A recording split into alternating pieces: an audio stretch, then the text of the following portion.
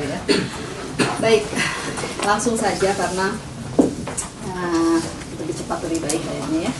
Jadi begini teman-teman dari Trans, nanti mungkin kita saling memperkenalkan diri nanti saja pada saat bicara masing-masing.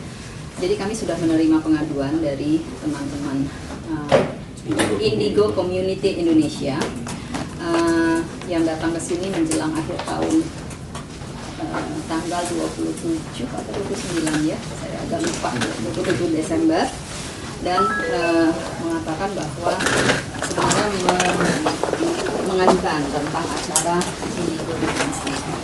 Inti pengaduannya kalau yang saya tangkap intinya adalah bahwa ada hal penggambaran yang tidak gitu ya, yang tampil di Indigo itu, dan nanti akan disampaikan detailnya seperti apa. Ini Kang Diki, nama lengkapnya adalah Pak Diki Zainal Arifin. Kang Diki sudah, karena pihak Indigo sudah menyampaikan keterangan secara langsung dan sudah secara langsung kan ya, terlibat langsung tapi kemudian ada masih ada belum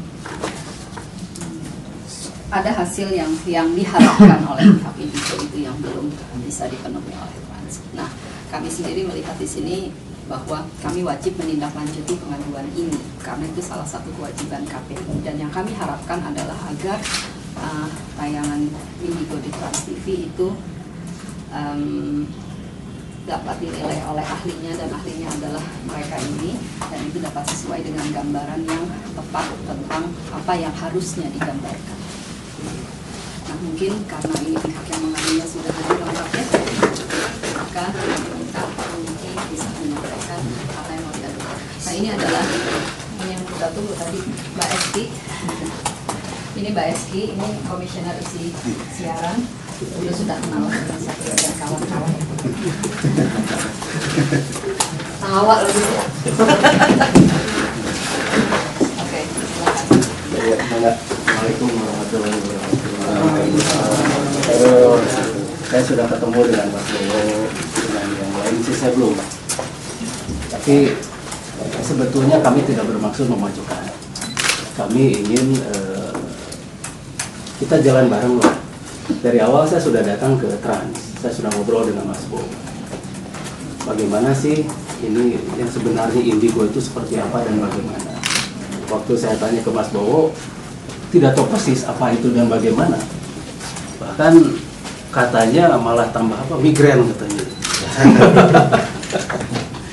Nah, ini makanya saya datang ke sana itu untuk membantu. Apa sih sebetulnya begitu? Saya tidak bermaksud memojokkan dan sebagainya. Enggak. Saya sudah bilang ke semua Bowo kan ya. Bahkan saya kemarin kebetulan waktu itu ada Grady, dan kemudian saya sudah 2 kali sana ketemu dengan ini, dan ada Anggun waktu itu juga. Saya beri dia beberapa matiin aja. Nanti beritanya nanti aja. Kalau beritanya nanti aja. Nah, Indigo itu seperti apa? Bagaimana fenomena seperti anak-anak ini, dan sebetulnya apa sih yang terjadi di otak mereka, dan bagaimana ini yang menjelaskan pada masyarakat. Bahkan saya sudah masuk sebagai profiler di acara Indigo itu. Saya sudah jadi profiler. Saya di sana sudah bagaimana sih caranya mengenal anak Indigo itu dan memprofil mereka, karena kemampuan tiap anak Indigo itu berbeda. Kasihan mereka itu. Jadi mungkin kita bukan khawatir ya Bu ya, kita itu mewaspadai jangan sampai mereka itu jadi jadi di mata masyarakat itu jelek. Sebetulnya itu concern saya itu. Nggak ada yang lain, saya nggak ada kepentingan, nggak ada. Saya nggak ada kepentingan apa-apa di sini, itu benar-benar nggak ada. Kalau misalnya ini jalan terus juga saya nggak bisa apa-apa, ya silahkan saja. Cuma ini kan sekarang itu mediasi kan ya Bu, mediasi terus sebatas mediasi. Jadi kita harapkan ada win-win solution. Jadi ini dapat gitu. Jadi semuanya dapat. Jadi bagaimana caranya memberikan pengertian pada masyarakat atau memberikan tayangan-tayangan yang edukatif pada masyarakat. Jadi itu kan tujuannya. Ya saya masyarakat itu tambah bodoh. Kalau asik saja mah gampang sih bikin. Gitu kan, suka mereka udah. Cuma ya suka dan mendidik itu yang susah. Nah, ini butuh kreativitas yang sangat tinggi. Sejak 3 tahun kita berdiri di Community, kita melakukan diskusi di mungkin dalam hal ini di dunia maya. Kita coba berusaha agar Indigo Community ini menjadi wadah, agar isinya selain emang anak-anak Indigo itu sendiri, orang-orang yang interest dengan apa sih itu Indigo, kemudian juga kita juga pengalaman memberikan support untuk para peneliti yang ingin menggali tentang anak-anak Indigo sendiri. Seperti kita coba kasih link, saya punya kenalan ini, kalau misalnya mau coba penelitian bisa langsung kontak, dan tapi mungkin kita bisa sama-sama jalan. Itu di deskripsi mereka. Kebetulan juga beberapa pengurus kita juga ada psikolog yang interestnya ke sana. Gitu. Jadi emang kita memberikan deskripsi, memberikan informasi dan edukasi untuk gimana caranya awareness masyarakat tentang Indigo ini bisa utuh seperti definisi atau penelitian-penelitian yang basicnya itu ilmiah, bisa dijelaskan secara logis dan jauh dari mistis gitu. Jadi aku di komunitas ini kan kita bangun, kita bentuk. Di sini kita punya satu visi, humanizing Indigo. Humanizing Indigo. Gitu. Jadi kita di sini itu bagaimana caranya Indigo itu dapat bersosialisasi di masyarakat, dapat diterima di masyarakat sebagai manusia seutuhnya. Gitu, sama seperti yang lain, bukan anak-anak yang mungkin dibilang aneh lah atau apa gitu, mungkin freak, dianggap dukun segala macam. Itu yang kita mau untuk para anak-anak kita gitu. Kayak bikin kita kaget acara ini gitu. Di dalam acara ini yang lebih ditonjolin adalah sisi interdimensional, sisi mistik gaib gitu, dan tidak ada penjelasan secara ilmiah. Nah, gimana caranya anak-anak ini bisa diterima di masyarakat?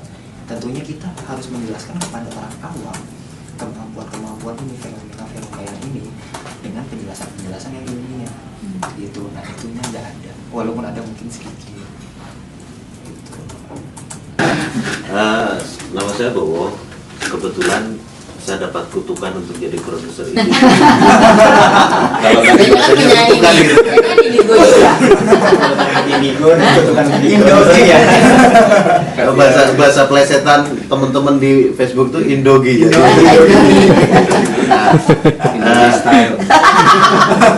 Indogi goreng. Oh ya, di kepala saya dari tadi ini sebenarnya teman-teman ini ngasih tahu simbol, gitu loh. Ini ada darah, air warnanya merah. Terus ada apa namanya tadi, kalau makan ke restoran gitu, makanan kita emang gak sehat kok. Gitu loh. Enggak ada set, mau restoran apa deh, vegetarian juga pasti ada sesuatu yang dia taruh di situ. Gitu, bahwa banyak hal-hal gitu ya yang, tapi ini memang Kang Diki ya, inilah TV gitu ya. Mungkin teman-teman juga ngerti sebenarnya seperti saya. Setelah TV udah Jadi mungkin inilah apa namanya, teman-teman saya yakin juga sebenarnya banyak yang mengerti juga gitu ya. Tapi karena ini TV, tadi Kang Diki udah mention harus rating dan bla bla bla, mungkin itu yang dipilih gitu ya. Tapi kalau saya, tapi terserah tayangan Indigo yang paling benar mengganggu saya, hampir nggak pernah nonton reality show kecuali pengaduan baru saya nonton. Itu adalah itu waktu ke Cipularang, saya terganggu betul gitu loh. Bagaimana orang meninggal dihubungkan dengan mistik-mistik dan orang itu sudah meninggal gitu loh maksud dan saya. ngobrol dia dengan orang yang meninggal. Iya, itu yang sangat dan itu anak perempuan, anak muda ya, yang harusnya kita lebih ajak bicara soal rasional gitu, karena kita makan ini kan dari yang rasional kan gitu lah, gitu lah menurut saya. Jadi Tapi ya ini obrolan, wah udah lama banget ya pokoknya habis tayangan itulah. Dan kita memang berencana waktu itu ya, kita psikolog segala Kita mau macam. tanya ahlinya ini Tanya apa, ahlinya. karena saya resah betul nonton itu. Gitu. Dan pertanyaan besarnya nih, saya yang awam, apa iya itu indigo waktu itu? Iya betul, Pertanyaan kita besarnya diskusinya waktu itu adalah, kok kayak dukun. Apa yang saya tanya indigo itu sebenarnya apa? Saya search di internet kan macam-macam ya, istilah indigo tuh ada macam-macam lah ininya ya. Terus udah gitu kita waktu itu sempat ngobrol apa namanya, apa kita panggil psikolog atau apa kita tanya karena kita awam, kita nggak ngerti.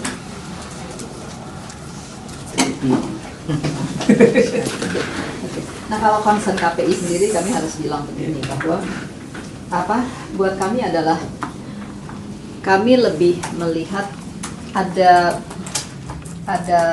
tayangan ini sangat buat kami sendiri, kami analisis adalah mistiknya kuat, tayangan mistiknya kuat. Ya. Nah ini malam ya, tayangannya cukup malam. Tengah malam. Habis Ya. dini hari malah. Dini hari Setengah jam jam 1 ada nggak?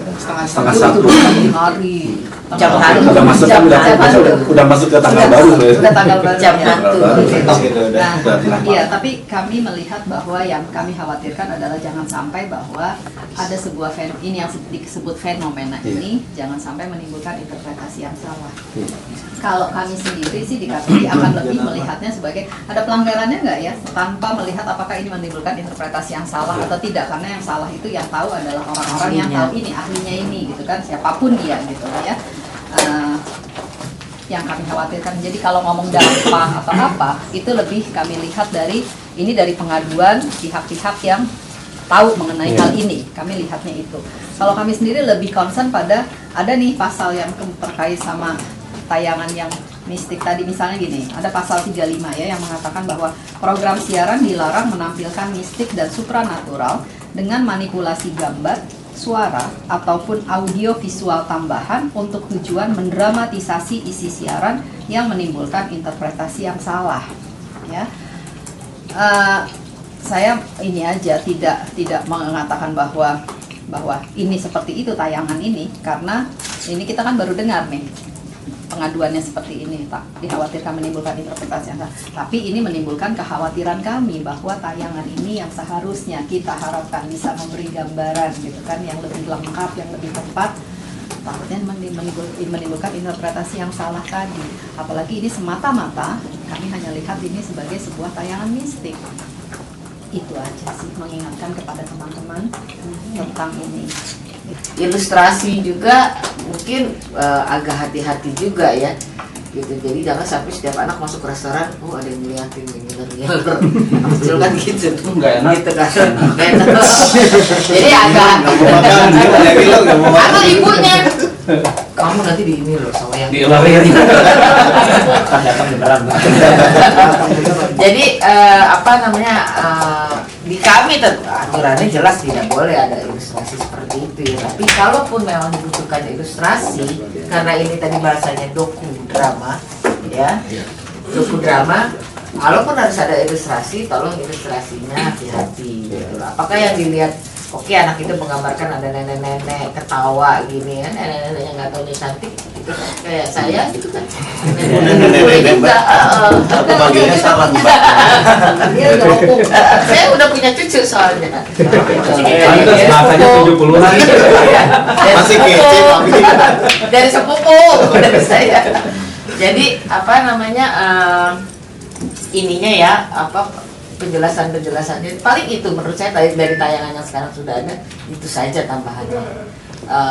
Ya dan kalau kami sih usul tolong soal anak-anak ini ya, kita selalu concern dengan soal anak-anak, soalnya ya itu tadi rentan itu tadi gitu loh. Ya kalau misalnya siapa Andis itu sudah kuliah, dia tidak bisa menerangkan, ya itu kan tidak bisa menyalahkan Trans juga kalau kami, karena dia sudah dewasa hitungannya gitu. Tapi kalau yang anak-anak ini Dampingi orang tua. ya didampingi orang tua, ahli atau dan ahlinya gitu, jadi penjelasannya clear.